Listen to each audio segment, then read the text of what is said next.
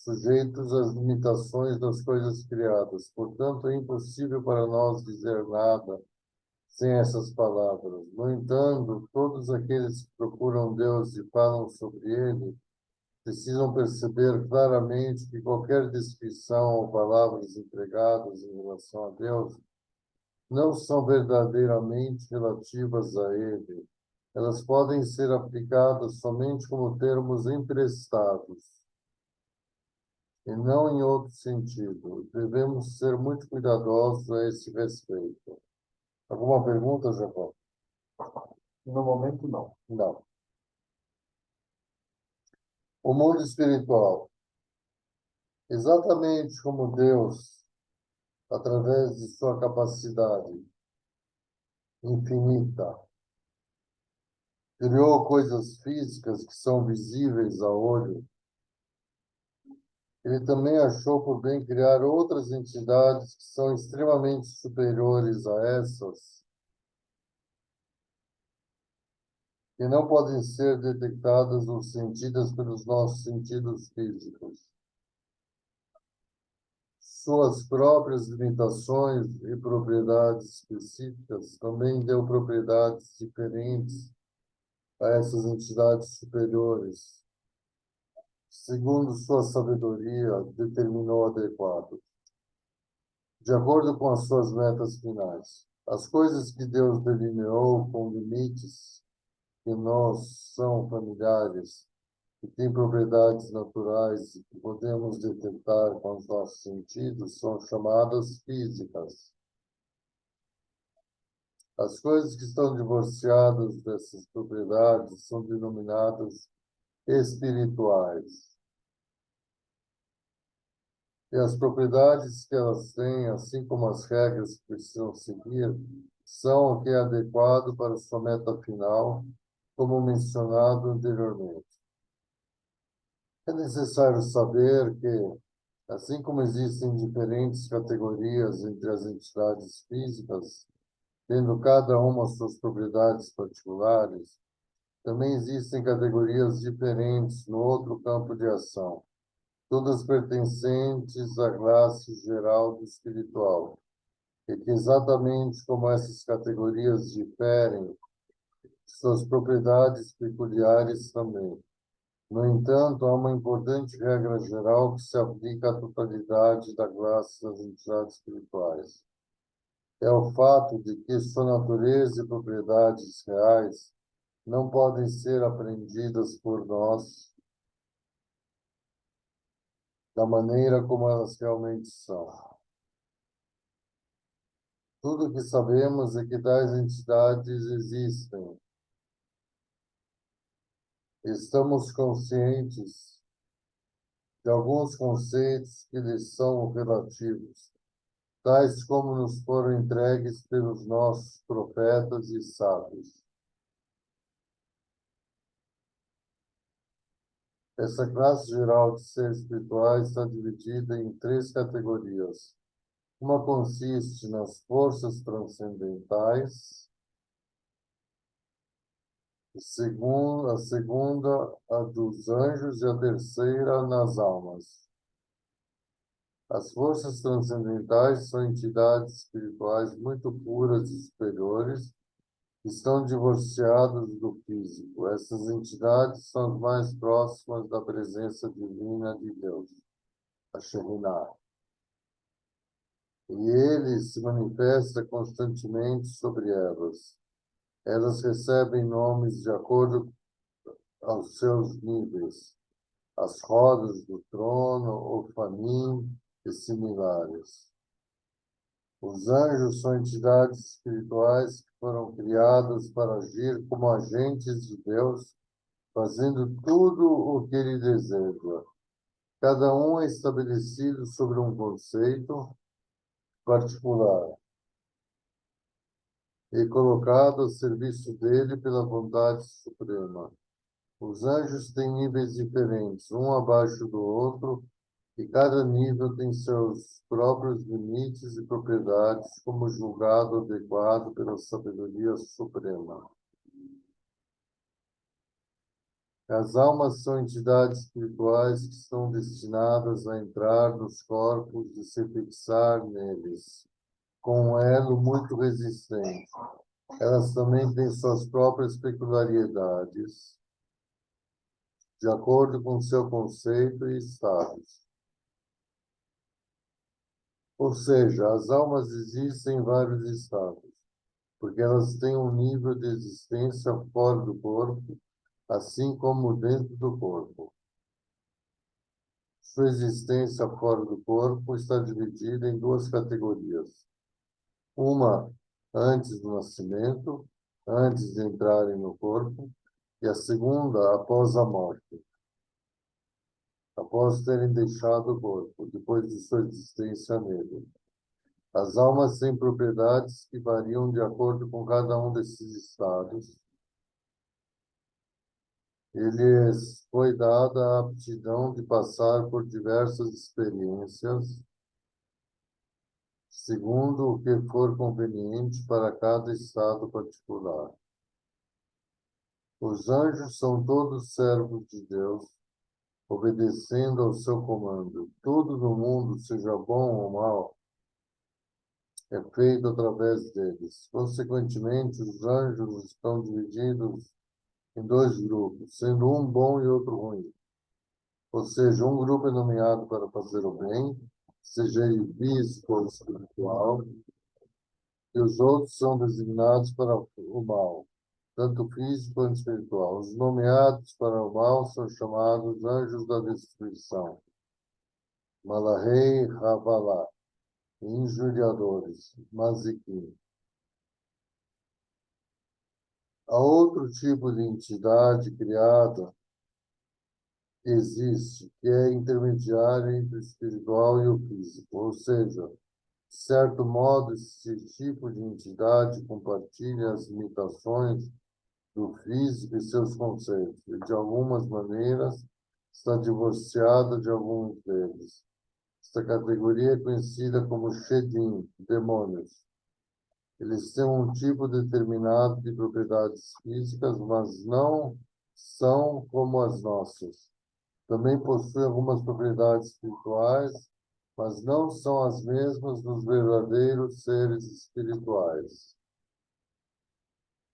Essas entidades também têm diversos níveis e diferentes espécies, cada uma com suas propriedades específicas e limites determinados. Não há nada no mundo abaixo, seja uma entidade ou um evento, que não tenha alguma contrapartida no céu, entre as forças transcendentais.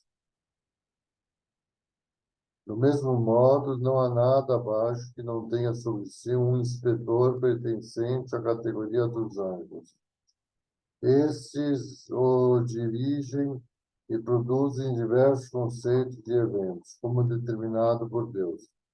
O que essas entidades superiores realizam com as entidades físicas abaixo delas é denominado influência, aspa-a, aspa-a, influência.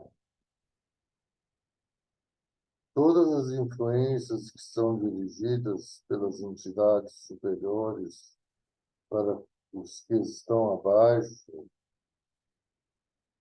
passam através das estrelas. Portanto, as estrelas são as coisas mais próximas do mundo terreno, com essa influência. Sua influência, todavia, depende do que lhes é transmitido de cima. Deus deu a cada uma dessas entidades espirituais a capacidade de agir sobre as coisas abaixo, de modo contrário à lei natural. Quando são motivadas pelo homem, abaixo, através de meios especiais que foram preparados e destinados para efetuar isso, nenhuma delas, no entanto, tem o poder de fazer tudo o que deseja, pois cada uma tem limitações que foram circunscritas para isso. É somente dentro desses limites, na maneira autorizada, que esses métodos podem ter o efeito desejado. Alguns desses métodos não são permitidos, enquanto que outros são proibidos. Os métodos permitidos incluem o livro da criação, Sefer HaYetzirah, escrito por Avraham Avinu,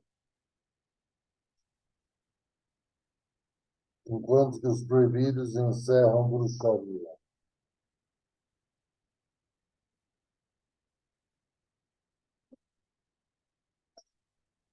A Torá e os mandamentos.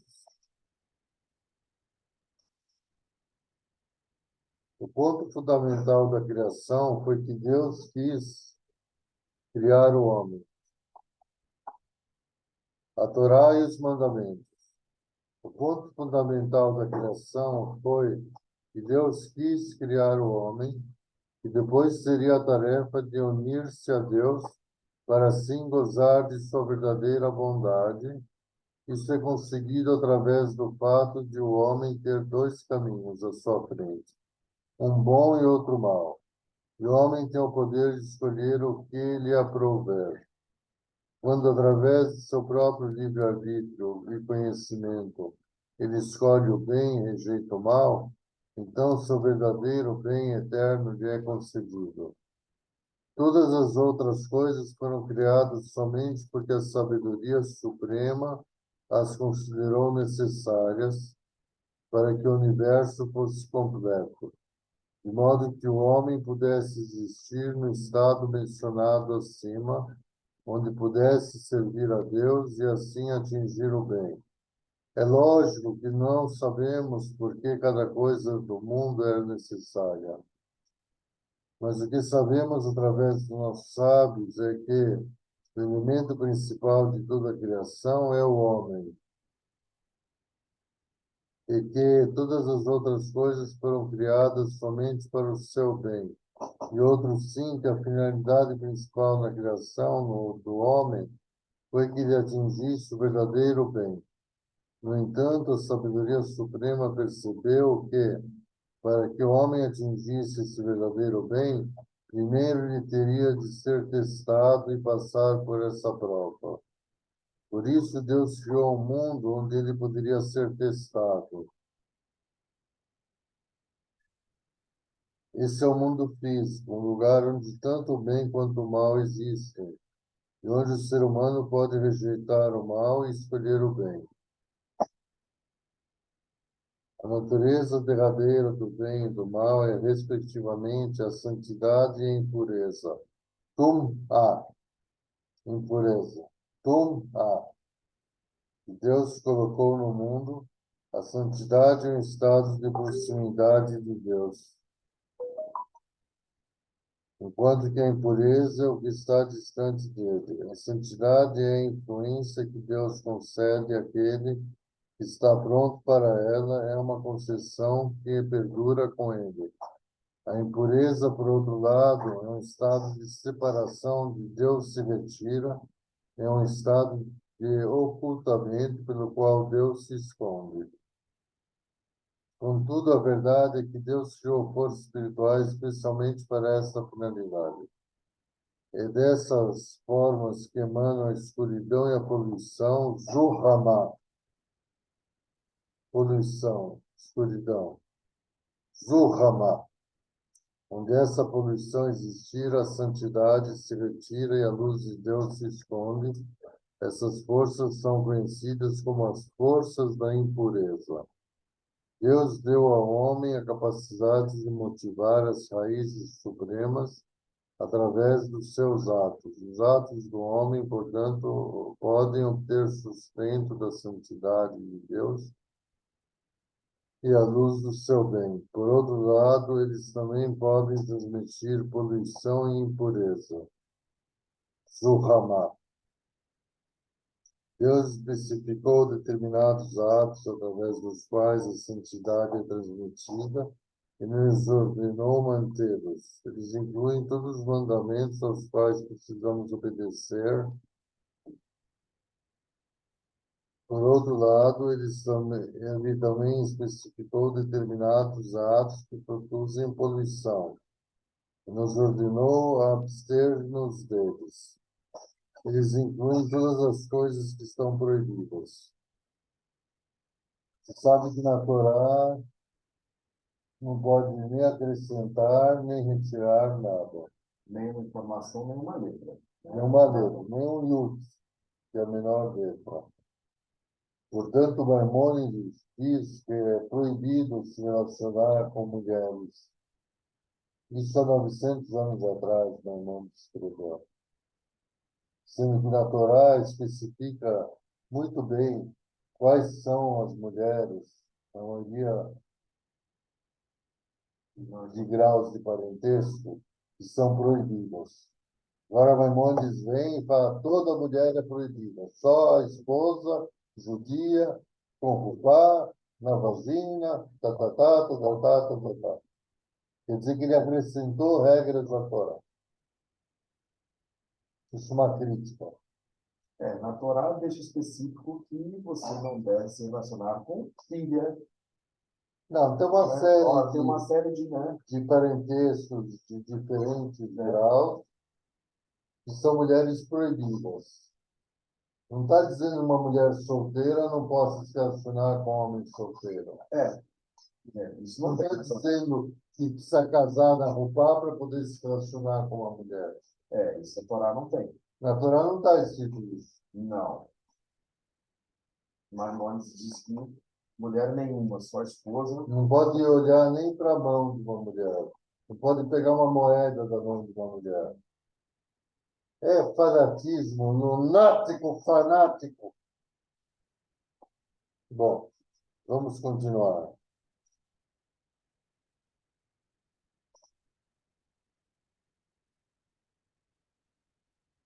Onde paramos? Contudo, a verdade é que Deus criou forças espirituais especialmente para essa finalidade. É dessas forças que emanam a escuridão e poluição, Yohamá. Não, já falamos. Quando essa poluição origina, se onde se tira, ela se esconde. Paramos nesse trecho. Deus especificou determinados atos através dos quais a santidade é transmitida e nos ordenou mantê-los. Eles incluem todos os mandamentos aos quais precisamos obedecer. Por outro lado, ele também especificou determinados atos que produzem poluição e nos ordenou abster-nos deles. Eles incluem todas as coisas que estão proibidas. É uma missão.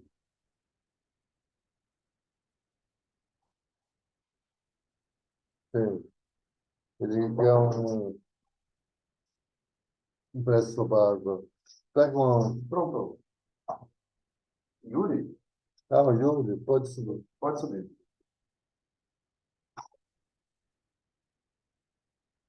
Abre a porta. Que cara engraçado que você faz. Você é um gozador mesmo. Você é um zombador muito engraçado. Fez uma cara engraçada.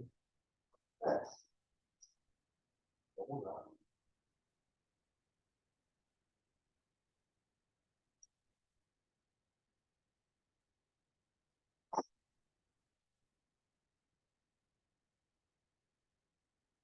Yuri, chegou.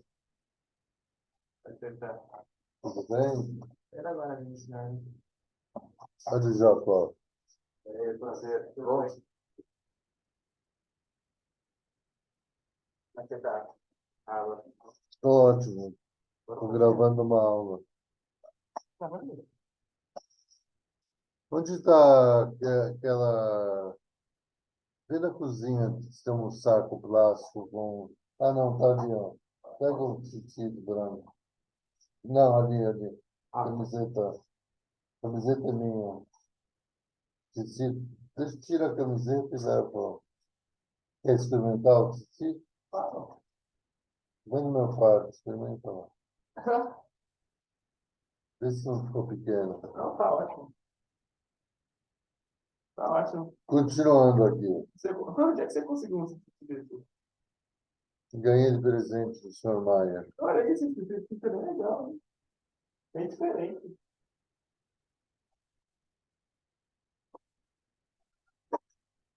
Então, continuando. Deus especificou determinados atos através dos quais a santidade é transmitida e nos ordenou mantê-los. Eles incluem todos os mandamentos aos quais precisamos obedecer. Por outro lado, ele também especificou determinados atos que produzem poluição e nos ordenou abster-nos deles. Eles incluem todas as coisas que estão proibidas. No entanto, há somente um bem verdadeiro, e esse é a proximidade de Deus. Já explicamos, os mandamentos são os meios que transmitem a emanação da santidade de Deus e a luz do seu bem. Portanto, os mandamentos são os meios através dos quais o verdadeiro bem pode ser alcançado. O indivíduo que se santifica em alto grau com a emanação da santidade de Deus torna-se adequado para aderir a ele e desfrutar seu verdadeiro bem. Por outro lado, a pessoa que se corrompe com a poluição que já mencionamos torna-se inadequada a fixar-se com Deus. Portanto, ela é afastada dele. Porém, há muitos níveis em relação à emanação da santidade e da poluição que examinamos. Isso também funciona para o bem que é atingido através das boas ações, assim como o estado de ser afastado de Deus em consequência das más ações. Esses níveis são responsáveis pelas diferenças que existirão entre diversos indivíduos no que diz respeito à verdadeira excelência, como explicaremos em breve. Também é necessário perceber que, do mesmo modo que o ser humano recebeu o poder de ter tanto a santidade como a poluição transmitidos a ele, ele também recebeu a capacidade de ter santidade ou poluição transmitidos a toda a criação, através de seus atos. Portanto, toda a criação pode ser retificada ou prejudicada espiritualmente por causa do homem. Isso se conta como um mérito para os honrados que beneficiam a criação, e uma responsabilidade para os malvados que a danificam, como examinaremos mais tarde. A maneira pela qual os atos humanos transmitem essas influências é através do acima mencionado poder de paralelismo que existe entre as entidades abaixo, no mundo físico, e as forças supremas. Sempre que algo físico é movido, uma certa motivação atinge sua força de contrapartida no céu. Essa força, então, produz a transmissão de uma influência particular. Se um ato particular encerra o cumprimento de um mandamento divino, então isso fortalecerá sua força de contrapartida. Em consequência, uma influência de santidade será transmitida de Deus, seguindo a natureza dessa motivação particular. Se, pelo contrário, esse ato particular estiver entre aqueles que precisam ser evitados, ele provocará uma mancha em sua força de contrapartida, no alto, de acordo com a natureza particular dessa má ação. Isso, por sua vez, faz com que a luz de Deus se responda e retraia. No seu lugar, uma das forças da impureza é motivada, exatamente oposta à influência que foi escondida. Isso transmite poluição de acordo com a motivação particular em questão. Alguma pergunta? Yuri? Jacó? Não, por enquanto não. Aqui cabe uma explicação. Existe um eu superior que pode ser beneficiado com as boas ações ou pode ser prejudicado, inclusive, pelas más ações. Então, se a pessoa comete faltas, ele mancha esse eu superior. É o que gera essa poluição O gera está aqui embaixo, não é o eu superior. O eu superior é imaculado. Deus enxerga a gente pelo nosso eu superior.